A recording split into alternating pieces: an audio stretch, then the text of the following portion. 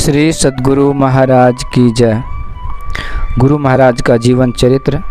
गुरु महाराज की जयंती के शुभ अवसर पर आप सभी भक्तों से निवेदन है कि गुरु महाराज के जीवन चरित्र को अंत तक सुनिए और इससे बहुत पुण्य होगा और गुरु महाराज के चरणों में भक्ति प्रेम जगेगा। आइए। बंदों गुरुपद कंज कृपा सिंधु नर रूप हरि महामोह तम पुंज जासु बचन रवि करन कर। बिहार राज्य में पूर्णिया जिला अंतर्गत काजी नामक एक गांव है। यह गांव एनी रेलवे के बनमनखी जंक्शन से 2 मील पूर्व है। यहाँ मैथिली कर्ण कायस्थ कुल के श्री नसीबलाल दास एवं श्री भारत लाल दास जी नाम के 2 भाई बहुत दिनों से रहते थे। परिवार संयुक्त था। यहीं महर्षि में ही परमहंस जी महाराज के पुण्यशील पूर्वज थे। नसीबलाल दास जी को एक ही पुत्र था, बाबू बबूजन लाल दास जी, तथा भारत लाल दास जी को यद्यपि 7 पुत्र थे, लेकिन नौबत लाल, सोहबत लाल तथा दून लाल नामक 3 पुत्र ही बचे रहे। शेष का शरीर त्याग हो गया, वो चल बसे। श्री बाबू बबूजन लाल दास जी ही गुरु महाराज के सौभाग्यशाली पिता थे। घर की आर्थिक स्थिति अच्छी थी क्योंकि उनके पास 75 बीघे जमीन थी। कृषि से प्राप्त आय से परिवार का भरण पोषण सकुशल हो रहा था। बाबू बबूजन लाल दास जी को 3 पत्नियां हुई, जो एक के निधन के बाद दूसरी पति गृह आई। बड़ी की नाम फूलवती, मझली का नाम जनकवती तथा छोटी का नाम दयावती था। फूलवती निसंतान ही दिवंगता हुई। उनके शरीर त्याग के बाद जनकवती आई। जनकवती ही गुरु महाराज की सौभाग्यशालिनी माता जी थीं। उन्होंने सन 1882 ईस्वी में एक पुत्री को जन्म दिया जिनका नाम झूलन दाय था, और 3 वर्ष बाद एक पुत्र रामानुग्रह लाल दास को, जो अब गुरु महाराज हुए महर्षि में ही परमहंस जी महाराज के रूप में विख्यात हैं, जन्म दिया। गुरु महाराज जब 4 वर्ष के ही थे तभी उनका देहांत हो गया उनकी माँ का। छोटी पत्नी दयावती की 4 लड़कियां और 4 लड़के हुए, जिनमें 2 लड़कियां और 2 लड़के तो जन्म लेते ही मर गए। एक लड़की और एक लड़का क्रमशः 12 और 7 साल के होकर मरे। इसके बाद दयावती ने एक लड़की रमाकांति और एक लड़की डोमन लाल दास को जन्म दिया। डोमन लाल दास जी अभी जीवित हैं, जो संत किंकर के नाम से जाने जाते हैं। गुरु महाराज का आविर्भाव स्थल बिहार राज्य अंतर्गत सहरसा जिले के उदा किशुनगंज थाने का खोक्सी श्याम मझवा नामक ग्राम है। यह गांव सहरसा रेलवे स्टेशन से 20 मील पूर्व तथा उदा किशुनगंज से 5 मील पश्चिम है। गुरु महाराज का जन्म अपने नाना के यहाँ हुआ था। इनके नाना श्री विद्यानाथ दास यहाँ के निवासी थे। इनकी माता श्रीमती जनकवती देवी मायके आई थी और यहीं पर गुरु महाराज का जन्म वैशाख शुक्ल चतुर्दशी 1985 ईस्वी को तदनुसार दिनांक 28/4/1985 ईस्वी मंगलवार को गुरु महाराज का जन्म हुआ था। श्री सद्गुरु महाराज की जय। जन्म के समय गुरु महाराज के सिर पर लोगों ने 7 छोटी छोटी जटाएं देखी। अनुमान किया कि किसी योगी महात्मा का जन्म हुआ है। ज्योतिषियों ने राशि का आपका नाम रामानुग्रह लाल दास रखा। पीछे विद्यालय में भी यही नाम प्रसिद्ध हुआ और आगे सदगुरुदेव बाबा देवी साहब ने भी यही नाम पसंद किए। माता की स्नेह वात्सल्य और ममतामयी गोद में आप पलने लगे।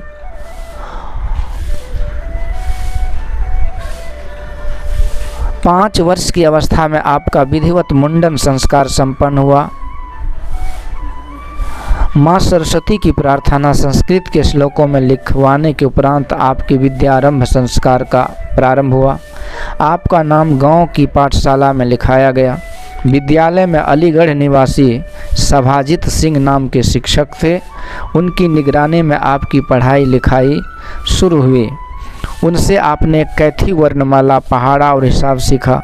ग्राम्य पाठशाला में आपने 3 वर्षों तक शिक्षा पाई और इसी अवधि में आपने देवनागरी लिपि भी सीखी। आपके पिताजी धार्मिक स्वभाव के व्यक्ति थे। उनको रामचरितमानस से बहुत अधिक अनुराग था।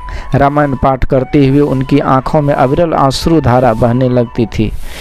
इसका प्रभाव आप पर पड़ा और देवनागरी लिपि सीखकर रामचरितमानस का पाठ करने की आंतरिक प्रेरणा हुई। रामचरितमानस आपके पिताजी संदूक में रखा करते थे। उनकी अनुपस्थिति में आप चुपचाप संदूक से रामायण निकालकर कैथी अक्षरों को समता के सहारे नागरी लिपि में लिखित रामचरितमानस को पढ़ने का प्रयत्न येन केन प्रकारेण करने लगे और धीरे धीरे इसी प्रकार आपने नागरी लिपि का ज्ञान प्राप्त कर लिया। गुप्त आध्यात्मिक संस्कारवश आपका प्रेम भी रामचरितमानस के प्रति बढ़ता गया। आप सर्वप्रथम नित्य किष्किंधा कांड से ही पाठ प्रारंभ करते। कुछ ही दिनों में आपको रामायण की अनेक चौपाइयाँ, दोहे और छंद कंठस्थ हो गए। आपके आध्यात्मिक संस्कार भूमि में रामचरितमानस का प्रेम पूर्ण पाठ और प्रत्यक्ष रूप से सिंचित कार्य कर रहा था। 1894 ईस्वी में 10 वर्ष की अवस्था में आपने ग्राम्य पाठशाला की शिक्षा समाप्त की। 11वें वर्ष में दिनांक 21/3/1895 ईस्वी को जिला स्कूल पूर्णिया में आपका नाम पुराने अष्टम वर्ग में लिखाया गया। वहाँ जिला स्कूल में दर्जे उल्टे चलते थे, पहले 8 फिर 7 6 5 आदि, अतः एंट्रेंस में फर्स्ट क्लास की पढ़ाई होती थी। उस समय का 8वां दर्जा आज का चतुर्थ वर्ग या नवीन तृतीया समझा जा सकता है। पूर्णिया न्यायालय के एक मुख्तार श्री जगमोहन तिवारी जी आपके पिताजी के मित्र थे। उन्हीं के यहाँ आपके निवास का प्रबंध कर दिया गया। वे आपको बहुत प्यार करते थे और एकांत अध्ययन के लिए उन्होंने आपको एक खास कमरा भी दे दिया था। आप अंग्रेजी, उर्दू और फारसी की पाठ्य पुस्तकों का अध्ययन करने लगे।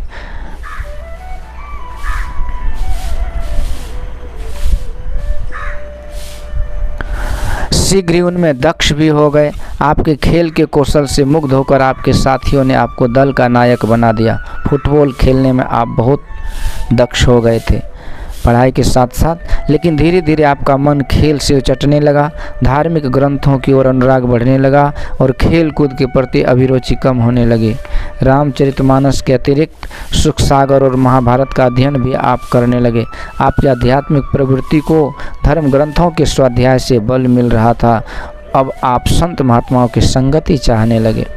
पंडित परशुराम चतुर्वेदी ने उत्तरी भारत की संत परंपरा में लिखा है, धार्मिक ग्रंथों के अध्ययन मनन के बावजूद ये योगी महात्माओं की संगति चाहने लगे। सन 1902 ईस्वी में आप एंट्रेंस के तृतीय वर्ग में थे। ज्योतराम राय में एक दरियापंथी साधु स्वामी रामानंद आए। उनसे आपने मानस जप, मानस ध्यान एवं खुले नेत्र से त्राटक की दीक्षा ली। तो गुरु महाराज जो दीक्षा लिए उसका समय है, वो तारीख है सन 1902 ईस्वी में आप एंट्रेंस के तृतीय वर्ग में थे।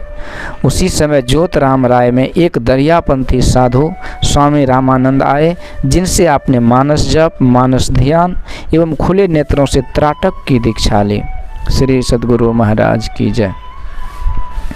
स्वामी रामानंद का वास्तविक नाम विष्णुचंद भगत था और संक्षिप्त में उन्हें लोग चंद जी भी कहा करते थे। साधु के रूप में ये स्वामी रामानंद कहलाते थे।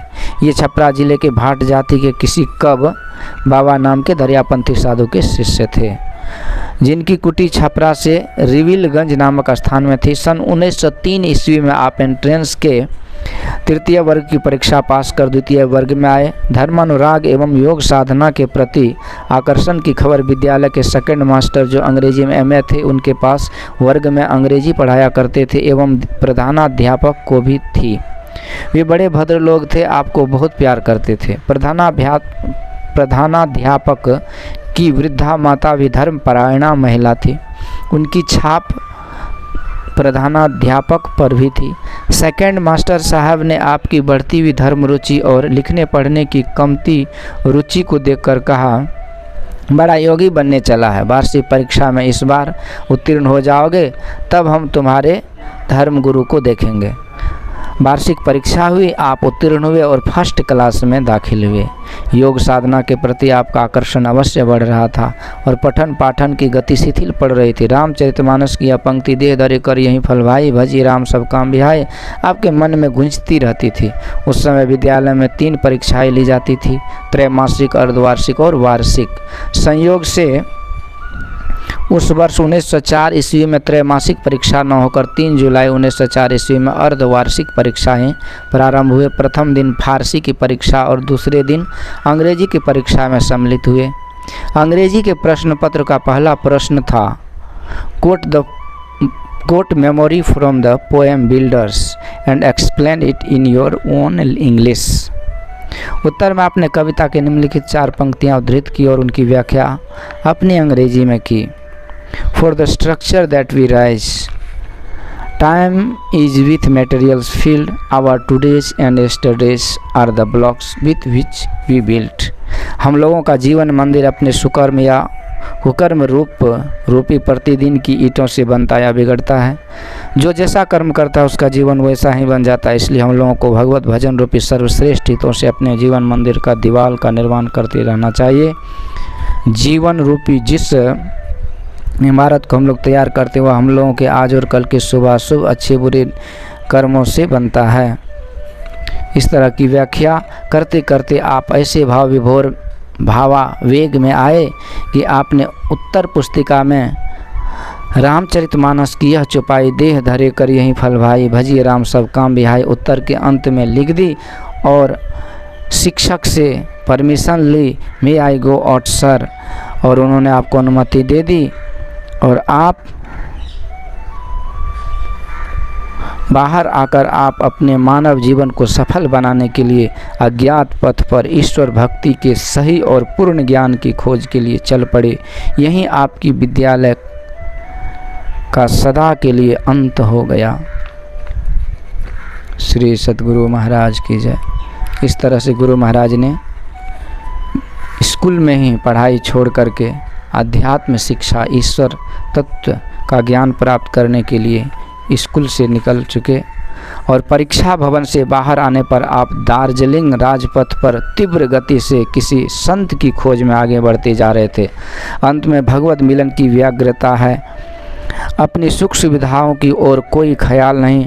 महत्तम लक्ष्य का तीव्रतम आकर्षण जो है, कंकड़ों के गड़ने के भय से कोमल पदों ने पद त्राण धारण किया है। शीत उष्ण से बचने के लिए धोती कुर्ता है, लेकिन भगवत प्राप्ति का महान लक्ष्य आपको इन भयों से निशंक करना चाहता है।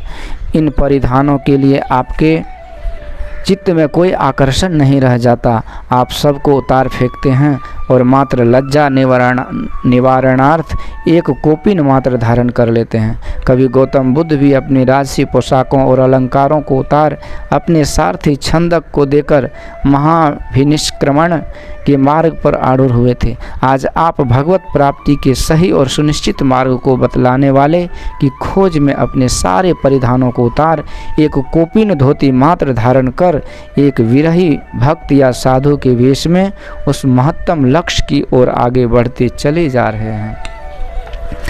आप दिन की 1:30 बजे पूर्णिया जिला स्कूल के परीक्षा भवन से निकले थे और संध्या होते होते 18 मील दूर किशनगंज के निकट पहुंच गए। सड़क के दोनों किनारे घनघोर जंगल थे। बेहद सुनसान और भयानक सांध्य कालिमा के कारण इनकी भयानकता भी बढ़ती जा रही थी। यह सब भयोत्पादक था, कोई आश्रय नहीं दिखाई पड़ रहा था। संयोगवश उसी समय एक बैलगाड़ी वहां आए, पर वह आपके लक्ष्य की प्रतिकूल दिशा की ओर जा रही थी। आपने गाड़ीवान से आग्रह किया कि वे आपको अपने साथ ले लें, लेकिन आपका विक्षिप्त सा वेश देखकर वह इतना भयभीत हुआ कि उसने उत्तर में बैलों को इतनी तेज़ी से दौड़ाया जितनी तेज़ी से दौड़ा सकता था। आपको इसका आघात लगा, आप संभल गए और भय छोड़कर आगे बढ़े। बहुत दूर आगे बढ़ने पर सड़क के पार्श्व में दो दुकानें मिली। वहीं निकट में एक वृक्ष के नीचे जाकर आप विश्राम करने बैठ गए, पर कुत्तों ने अपने भैरव नाद से आपको उस स्थान पर से भी खदेड़ देने का प्रयत्न किया। कुत्तों के भूकने की आवाज़ से खींचकर वहां 2 पुलिस आ धमकी। उनकी शिक्षा कम होते हुए भी हृदय स्वच्छ था, इसलिए आपको देखते ही वे अनायास बोल उठे।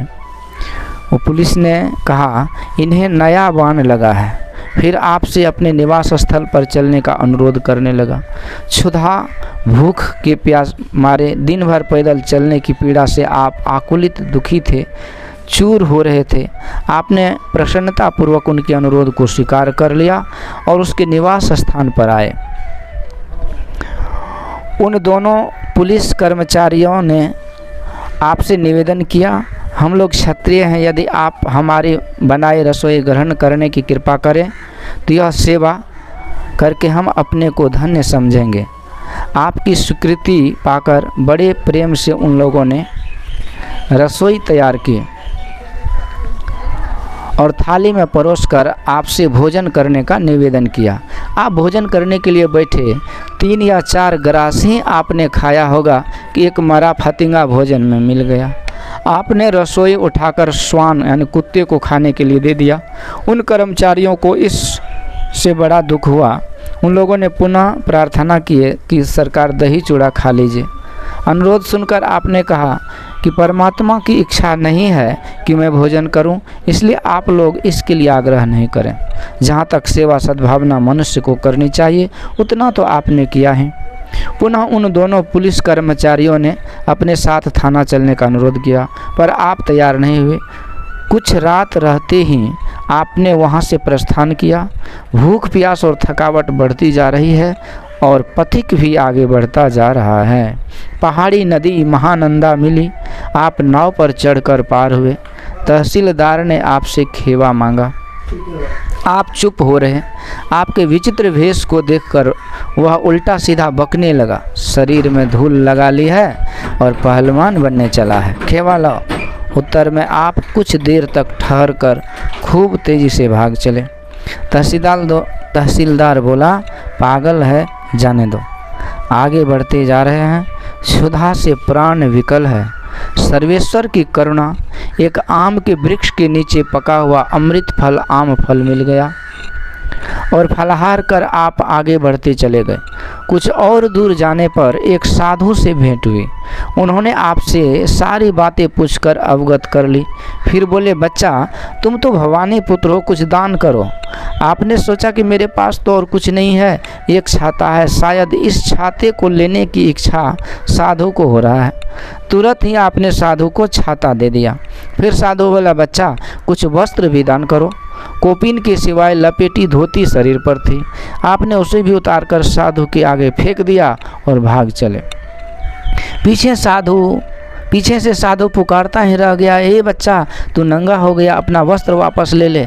आपने भागते हुए ही उत्तर दिया, बाबा, जिनका था उनको दे दिया। और आगे जाने पर आपने हाथ में एक करची बांस की टहनी ले ली। ग्रीष्म ऋतु की प्रचंड गर्मी, भूख और प्यास से मन व्याकुल है। कुछ दूर आगे बढ़ने पर एक कूप मिल गया जहां पानी निकालने के साधन मौजूद थे, लेकिन स्नान करके पहना क्या जाए, यह समस्या उपस्थित हुई।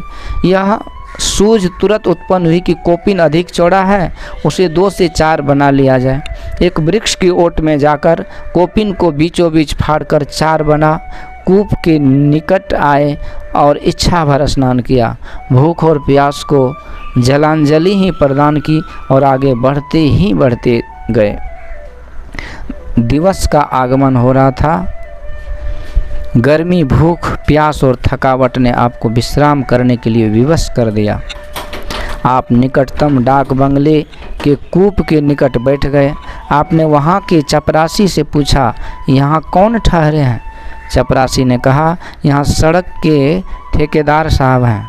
आपने पुनः चपरासी से कहा, आप मुझे थोड़ी देर बरामदे पर विश्राम करने की अनुमति ठेकेदार साहब से दिलवा दें। चपरासी बोला, अनुमति की आवश्यकता नहीं है, आप शांति से यहाँ विश्राम करें।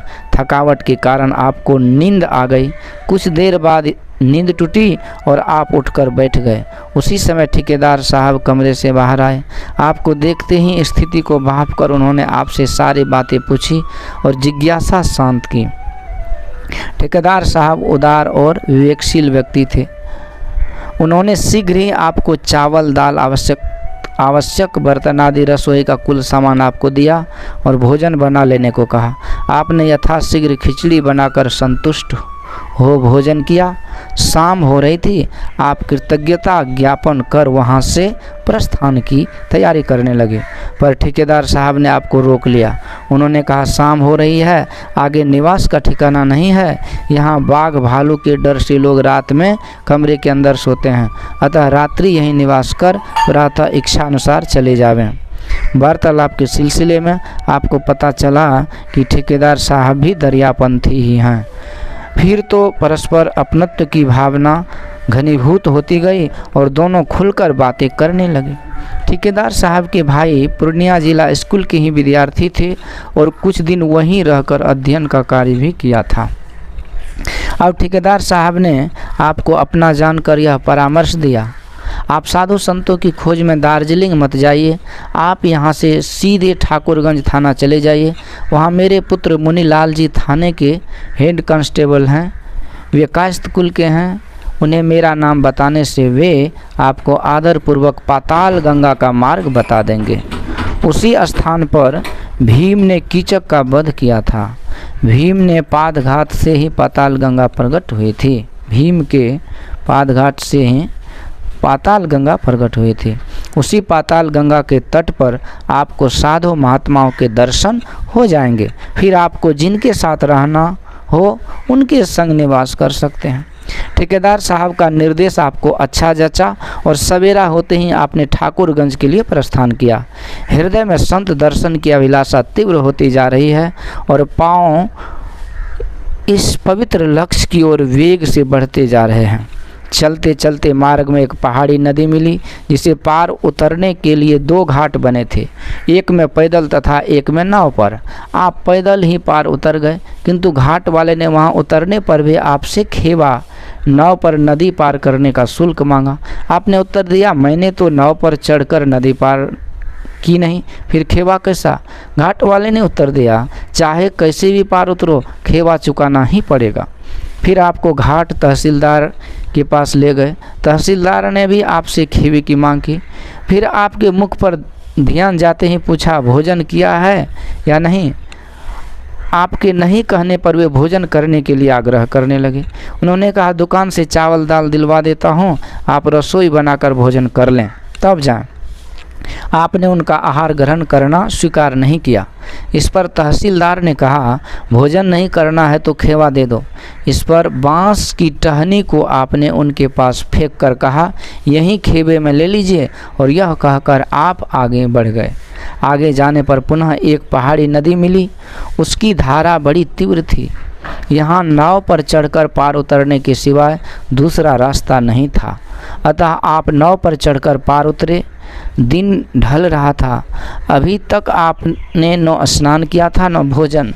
यह चेहरे से भाषित हो रहा था।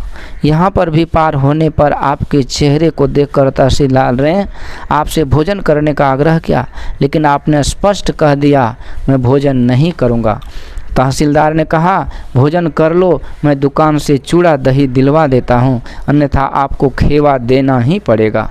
आपने कहा, मेरे पास तो कोपिन के अतिरिक्त और कुछ भी नहीं है, यहीं खेवे में ले लीजिए। घाट वाले ने कहा, तो आप खेवे में दोनों कोपिन दे दें, तब मैं ले सकता हूँ। इस पर आपने कहा, यदि आप मांगें तो मैं पहना हुआ कोपिन भी खोल कर दे सकता हूँ।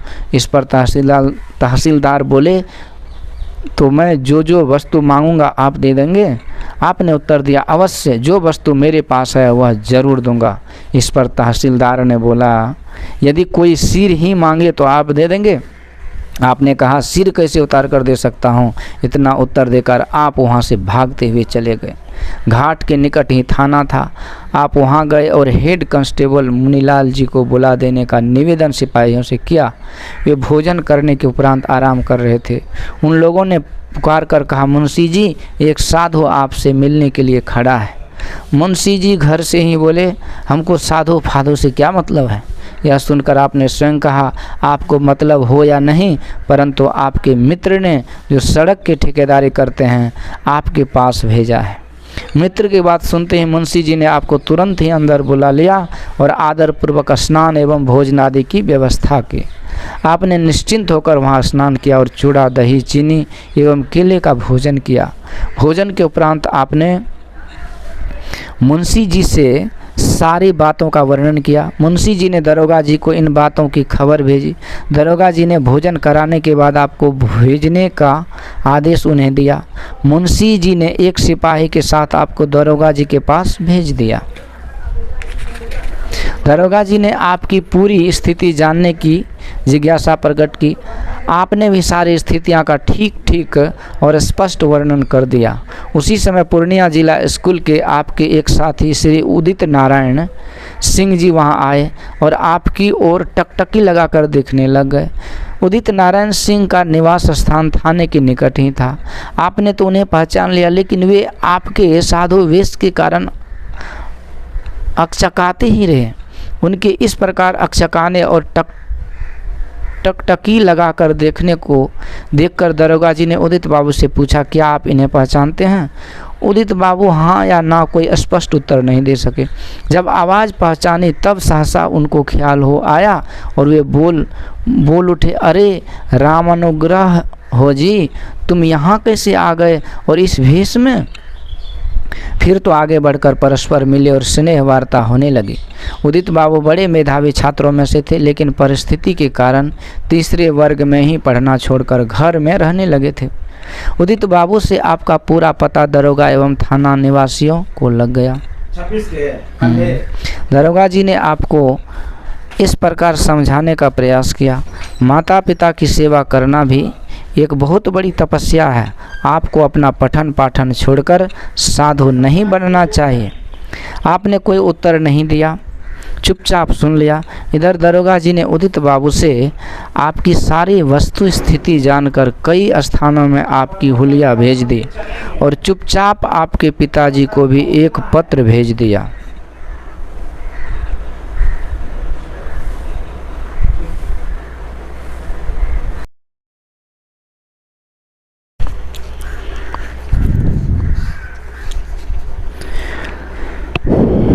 गुरु आश्रम में आप निवास करते हैं, लेकिन दरिया साहब के ग्रंथ में सार शब्द की महिमा जब आप पाते हैं तो उसके अर्थ रहस्य को समझने की व्यग्रता आप में उत्पन्न होती रहती है।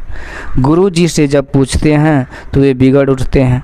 जहाँ कहीं संत महात्माओं के नाम सुनते हैं आप वहाँ दौड़ कर जाते हैं। वहाँ भी तृप्ति नहीं होती है, व्याकुलता बढ़ती जा रही है।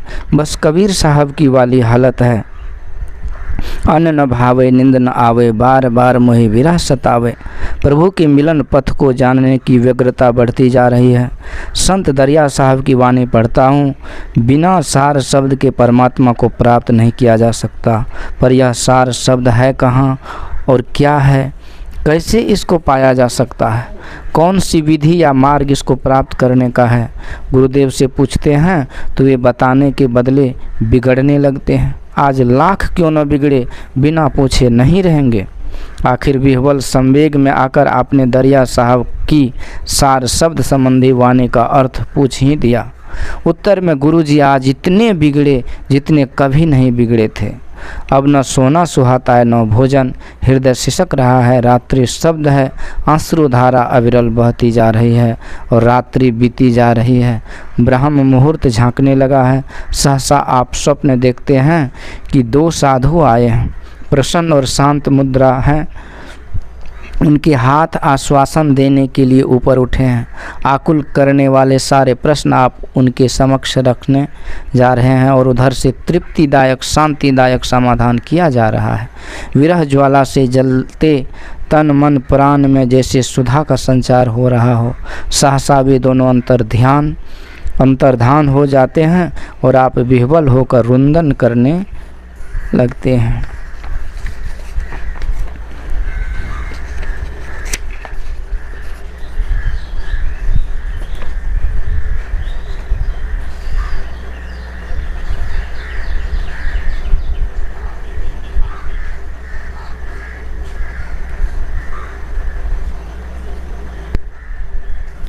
उसी समय आपके गुरुजी आपको उठाकर दूसरा गांव अपना कोई खास कार्य करने के लिए भेज देते हैं और आप अंतर की व्यवस्था व्यथा दबाए चुपचाप आदेश पालन में तत्पर हो जाते हैं।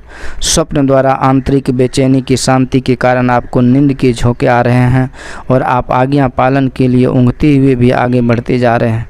प्रातः मंद समीर और कोयल की कूक उज्ज्वल आशा के संदेश आपको दे रहे हैं। गुरुदेव का कार्य संपन्न कर उषा की अरुणिमा के स्निग्ध कोमल प्रकाश में स्वप्न में भसते हुए से वापस लौट रहे हैं।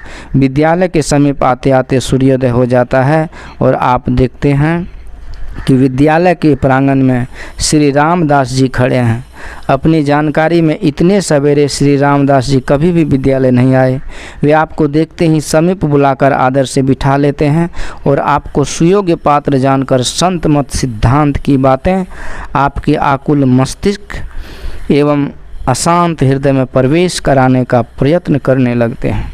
आपकी तर्क प्रणव बुद्धि एवं सूक्ष्म अन्वेषी मन ने प्रथम ही यह सुदृढ़ धारणा उनके प्रति बना रखी थी कि ये उग्र नाम साहब जैसे कबीरपंथी को परखने में अयोग्य सिद्ध हुए और इनके वर्तमान मन में गुरु का कोई महत्व नहीं है। भला ऐसे व्यक्ति के द्वारा स्वीकार किए गए मत में शुद्ध सही ज्ञान की बातें कैसे हो सकती हैं, जिसको पता है कि इसकी मित्र द्वय की चेतन आत्मा ही आपके स्वप्न के दोनों शांति प्रदान करने वाले साधु थे। श्री रामदास जी ने विविध प्रकारेण युक्ति विचार भाव एवं तर्कों के उपयोग के द्वारा आपको संत मत की ज्ञान पद्धति अंगीकार कराने का प्रयत्न किया, लेकिन आप शंकाशील मन से उसे खंडित करने में लगे रहे। इस पर श्री रामदास जी ने आपसे कहा, आप कितना भी मानस जप और मानस ध्यान कीजिए पर सार शब्द की प्राप्ति इससे नहीं हो सकती और बिना सार शब्द के परमात्मा की उपलब्धि सर्वथा असंभव है। तर्क वितर्क वाद विवाद में बदल गया। वाद विवाद गर्मा गर्म बहस में, गर्मा गर्म बहस आवेशित वाणी में और आवेशित वाणी क्रोध की अग्नि में परिणत हो गई। रामदास ने कहा, आपके गुरु सार शब्द से अनभिज्ञ है। आपने कहा, खबरदार जो कभी गुरु निंदा की। दोनों प्रतिकूल दिशा में चल पड़े। आपने सारी बातें अपने गुरुदेव से निवेदित की। गुरुजी ने कहा, मैं तो तुमको पहले से ही कहता आया हूँ कि किसी के पास मत बैठो। इस घटना के बाद रामदास जी से वार्तालाप बंद हो गया और उन्होंने भी आपकी कुटी होकर आने जाने वाले पथ से आना जाना छोड़ दिया। श्री रामदास जी गुरु ग्रंथ साहब का पाठ बड़े ही सुंदर ढंग से किया करते थे, इसलिए इनका पाठ बाबा देवी साहब पसंद करते थे। उन्होंने मुरादाबाद में इनको आदेश दे रखा था, जब मैं संत मत सत्संग में प्रचार अर्थ पंजाब प्रांत भ्रमण करने निकलूँगा तब तुम्हें बुलाऊँगा, तुम खबर मिलते ही यहाँ आ जाना। इस आज्ञा का उन्होंने शिरोधार्य कर लिया था। समय पर बाबा साहब ने इनको पत्र लिखा और ये भ्रमण में निर्देशानुसार उनकी सेवा में संलग्न रहने लगे। यद्यपि उनसे आपको विरोध हो गया था, तथापि उनके चले जाने से आपको अभाव की अनुभूति हुई। आपके बाहरी मन ने उनके विचारों को अमान्य कर दिया था, लेकिन उनकी वाणी से आपके मन में जो संतमत के प्रति अभिरुचि का बीज वपन हुआ वह समय पाकर अंकुरित हुआ। श्री रामदास जी के चले जाने के बाद से जोत राम राय निवासी श्री मोहनलाल चौधरी जी ने श्री धीरज लाल गुप्त जी को अपने गोले अनाज और किराने दुकान का कार्यभार संभालने एवं चलाने के लिए बुला लिया। इस समय तक बाबू शीतल प्रसाद चौधरी, बाबू यदुनाथ चौधरी और उनके परिवार के अन्य महानुभावों ने संतमत ग्रहण कर लिया था। नियमित रूप से शीतल बाबू के गोले के अहाते के एक घर में सत्संग भी किया करते थे। श्री धीरज लाल जी गोले का काम करते तथा सत्संग भी करवाते थे। एक दिन अवसर पाकर आप रामदास जी के मित्र श्री धीरज लाल गुप्त जी से आकर पूछने लगे, आप लोग जिस संत मत की बात कहते हैं वह संत मत क्या है? श्री धीरज लाल जी को रामदास जी से हुए आपके वार्तालाप का पूरा पता था ही, अतः उन्होंने आपको प्रेम के साथ बिठाया और शांति के साथ समझाने का प्रयत्न किया। संसार में जहाँ कहीं भी संत हुए हैं उनका जो मत है वही संत मत है। यह उत्तर आपको इतना पसंद आया कि आपका हृदय आशापूर्ण उत्साह से भर उठा। जैसे चिरकाल के अन्वेषण की वस्तु ही मिल रही हो। आपने पूछा, तब तो संत मत में संत दरिया साहब का भी मत समाविष्ट होगा? उन्होंने कहा, अवश्य। आपने उस समय संत मत में घट रामायण की प्रसिद्धि सुन रखी थी, अतः आपने घट रामायण पढ़ने के लिए मांगा। उन्होंने कहा अभी घट रामायण नहीं, आप पूज्य बाबा साहब का टीका किया हुआ बाल का आदि और उत्तर का अंत मानस रामायण ले जाइए, उसी का शांत चित्त से अध्ययन मनन कीजिए। आपने बड़ी उत्सुकता से उस ग्रंथ को लाकर मनोयोग पूर्वक अध्ययन किया, लेकिन समझ नहीं सके। आपने वह ग्रंथ उन्हें लौटाते हुए कहा, यह पुस्तक तो मेरी समझ में कुछ नहीं आई, वरंच मेरा संशय और भी बढ़ गया। आप कब मुझे समय देंगे? उन्होंने कहा आप सत्संग में आइए। आपने कहा सत्संग में आने का समय मुझे नहीं मिल सकेगा, मेरा 12 बजे रात तक का समय तो गुरु की परिचर्या में ही बीत जाता है, आप उसके बाद समय दें। वे बोले आपकी जब इच्छा हो तब चले आवे। उसी दिन से कुटी और गुरु परिचर्या का सब काम समाप्त कर 12 बजे रात्रि में आप धीरज लाल जी के निवास पर चले जाते और 2, 2:30, 3 बजे तक ग्रंथों का अर्थ, संत मत साधना की विधि, उसके संयमन, सभी संतों द्वारा प्रकट किए गए विचारों की एकता, सामंजस्य आदि के संबंध में एक एक बात उनसे पूछते और वे अपनी प्राप्त चेतना के प्रकाश में उत्तर देते। आपके शंकाशील मन और पुराने विचारों के संचित प्रभाव को उचित दिशा में ले जाने का शांत प्रेरण करते। एकांत और गंभीर भाव से सत्संग कर जब आप वापस अपनी कुटी जाते तो वहाँ अपने गुरुदेव को जगे हुए या टहलते हुए पाते। आपकी सेवा और सदाचार से गुरुदेव इतने मुग्ध और प्रसन्न थे कि आपको इस विषय में कभी भी कुछ नहीं कहा। आप प्रतिदिन उस गंभीर निस्तब्ध निशा में जब श्री धीरज लाल के यहाँ पधारते तो उन्हें बराबर जगा हुआ या पढ़ने लिखने में तल्लीन पाते, या कभी कभी लेटे भी रहते तो जगे हुए ही रहते। संभवतः वे चुपचाप आपकी प्रतीक्षा करते रहते थे और जैसे ही आप पहुंचते तुरंत उठकर बैठ जाते और आपसे वार्तालाप करने में निमग्न हो जाते। 3 बजे आपके चले जाने के उपरांत ये अपनी ध्यानोपासना के नियमित क्रम को पूरा करने में लग जाते और दिन भर गोले तथा समय पर सत्संग को सुनियमित ढंग से चलाते रहने के कार्यों में संलग्न रहते। आप भी 3 बजे वहां से आकर अपने नित्य कर्म एवं ध्यान भजन को पूरा कर कुटी के कार्य तथा गुरुदेव की परिचर्या करने में लग जाते। इस भांति मई 1909 ईस्वी से जुलाई 1909 ईस्वी तक लगातार 3 महीने आप दोनों रात्रि में कभी सोए नहीं। इस 3 महीने की तपस्या पूर्ण सत्संग ने आपके अंतर में संत मत के प्रति श्रद्धा और विश्वास सुदृढ़ रूप से प्रतिष्ठित कर दिया। आप धीरज लाल जी से भजन भेद युक्ति देने का आग्रह करने लगे।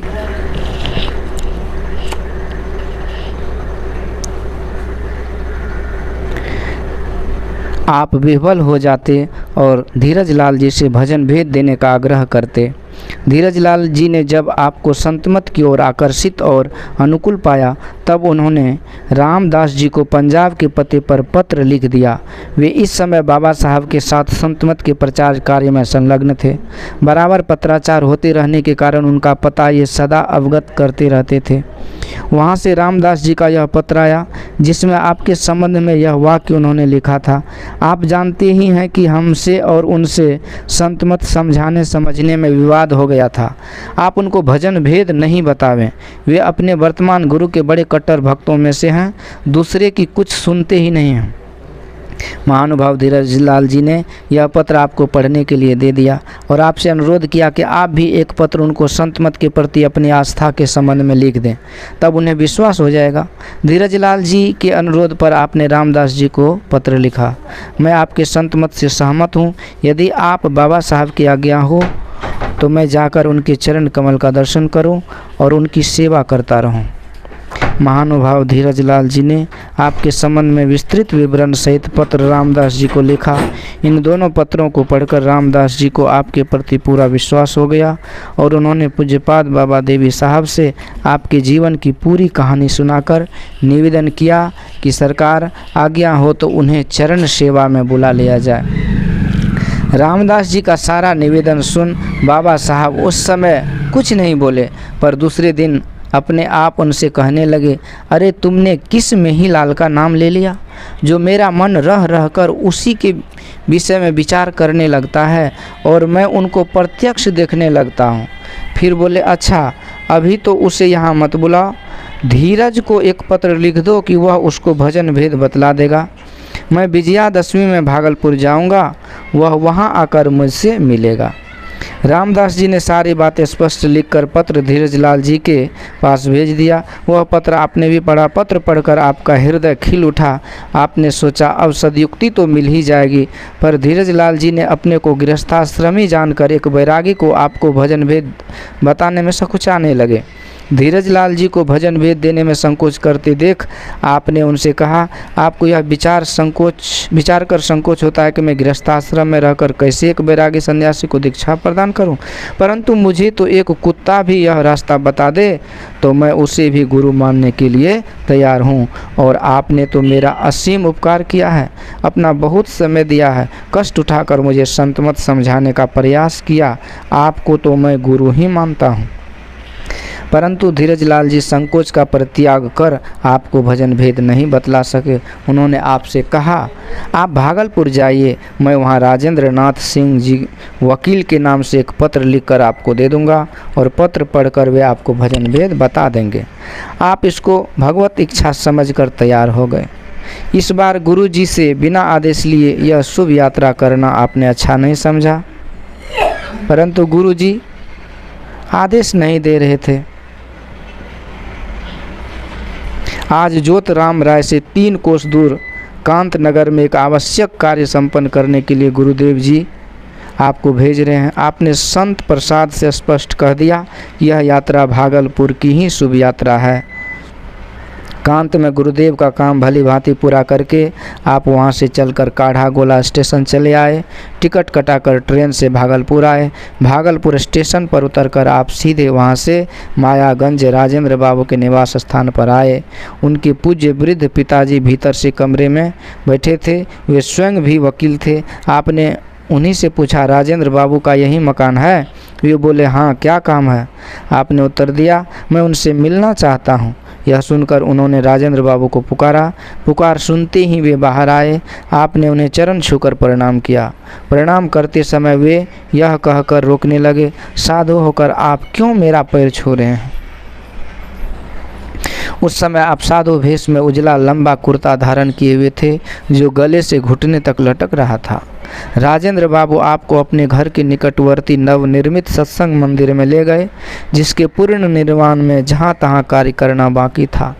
उनकी आंखें आ गई थी, अतः रंगीन चश्मा धारण किए हुए थे। वहीं आपने धीरजलाल जी द्वारा लिखित पत्र उन्हें दिया। पत्र पढ़कर उन्होंने वहीं आपके निवास की व्यवस्था कर दी। 3 दिवस तक आपने राजेंद्र बाबू के साथ सत्संग किया। धीरजलाल जी के द्वारा जिन जिन पद्यों के अर्थों एवं रहस्यों का संतोषकारी समाधान और उद्घाटन नहीं हुआ था, उन सभी को एक एक करके आपने उनके सामने रखा और उनके द्वारा सही और जचने वाला उत्तर प्राप्त कर परितृप्त हो गए। वे बड़ी शांति, प्रेम और अनुक्रमिक ढंग से आपको समझाते थे। शौचादि नित्य कर्मों, भोजन एवं शयन के अतिरिक्त दिन रात दोनों साथ ही रहकर सत्संग करते रहे। संतवाणी की सुंदर व्याख्या के साथ विशेष में आपको बाबा देवी साहब की विशेषता, उनका गुण प्रभाव और अद्भुत योग्यता की बातें सुनने का सौभाग्य प्राप्त हुआ। मन ही मन आपने संत मत और बाबा देवी साहब पर अपने आप को पूर्ण रूप से समर्पित कर दिया। तीसरे दिन संध्याकालीन उपासना वेला में आपको राजेंद्र बाबू ने दृष्टि योग की भजन भेद विधि बतला दी। श्री सद्गुरु महाराज की जय। भजन भेद लेने के उपरांत आपने उनका चरण स्पर्श करके प्रणाम किया। वे बोले, आप साधु होकर मुझे क्यों प्रणाम करते हैं? आपका गुरु मैं नहीं बल्कि बाबा देवी साहब हैं।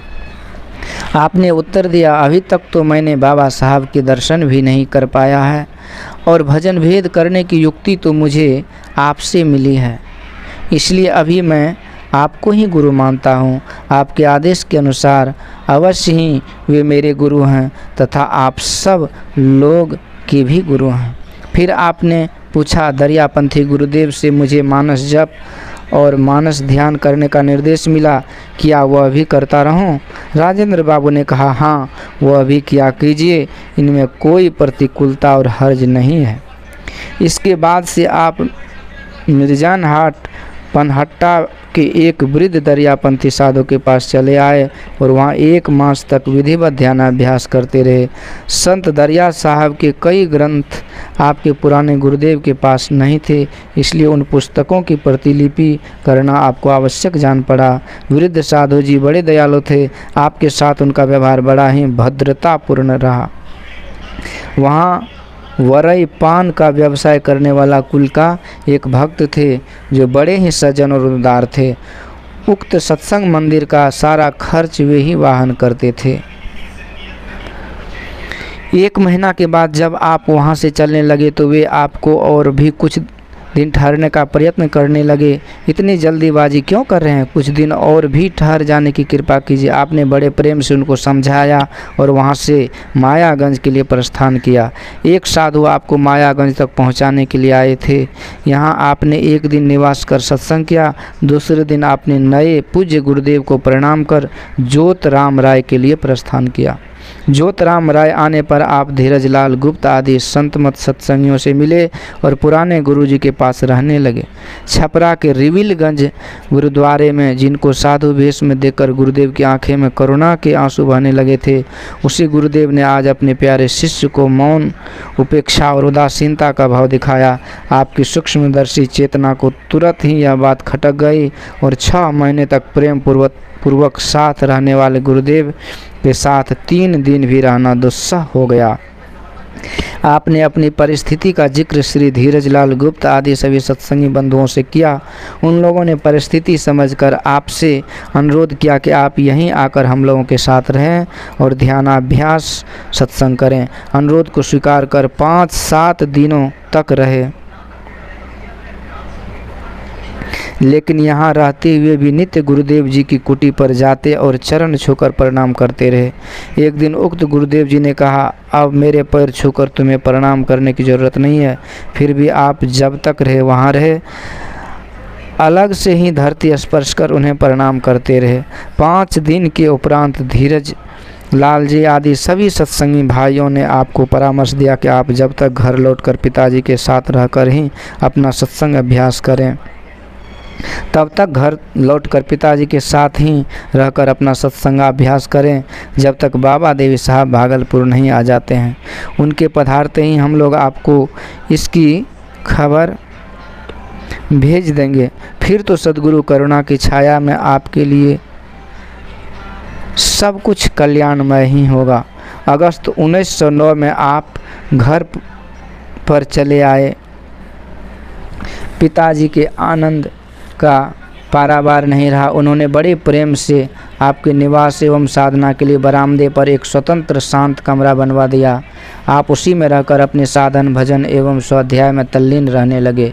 गांव के लोग आपके पास नहीं आते थे। वे कहते, इनका मत बिगड़ गया है, पढ़ता था सो भी छोड़ दिया और दरियापंथी गुरु के साथ रहकर अपनी जाति गंवा दी है। इस वाणी और व्यवहार से आपके मन में चिंता उत्पन्न होती रहती थी। दुर्गा पूजा का समय निकट आया। बाबा देवी साहब ने धीरज लाल जी को विजयादशमी में भागलपुर आने की सूचना पत्र द्वारा प्रेषित की। उन लोगों ने यात्रा करने का समय स्थिर कर आपको पत्र लिखा। बाबा देवी साहब दशहरा में भागलपुर पदार्पण कर रहे हैं। आप अमुक तिथि और समय पर कटिहार आइए और हम लोगों के साथ ही भागलपुर के लिए प्रस्थान कीजिए। पत्र पाकर आप ठीक समय पर कटिहार चले आए और सबके साथ में बाबा देवी साहब के दर्शनार्थ भागलपुर पधारे। सन 1909 ईस्वी की पवित्र विजयादशमी का शुभ अवसर था। जिन आँखों से देखा था यक्षलोक में बैठे आपके पथ प्रदर्शक गुरु श्री राजेंद्र नाथ सिंह ने आपका हाथ पकड़ बाबा देवी साहब के निकट ले जाकर कहा, लीजिए, मैंने आपको गुरुदेव के हाथ पकड़ा दिया। आपने चरण स्पर्श कर गुरुदेव को प्रणाम किया और मन ही मन उन पर अपने को समर्पित कर दिया। फिर नज़र उठाकर गुरुदेव का दर्शनामृत दृष्टिपथ से पान करने लगे। कैसा भव्य स्वरूप, शरीर और मुखमंडल के सौंदर्य आलोक से सत्संग भवन भी उद्दीप्त और शोभायमान हो रहा था। योग्य सद्गुरु पाकर आपकी असीम गंभीर श्रद्धा उन्मुक्त भाव से अर्चना में तल्लीन हो गई। आज आपने अपने को सनात सौभाग्यशाली तथा जीवन को सफल सार्थक जानकर असीम आनंद की अनुभूति प्राप्त की। श्री सद्गुरु महाराज की जय।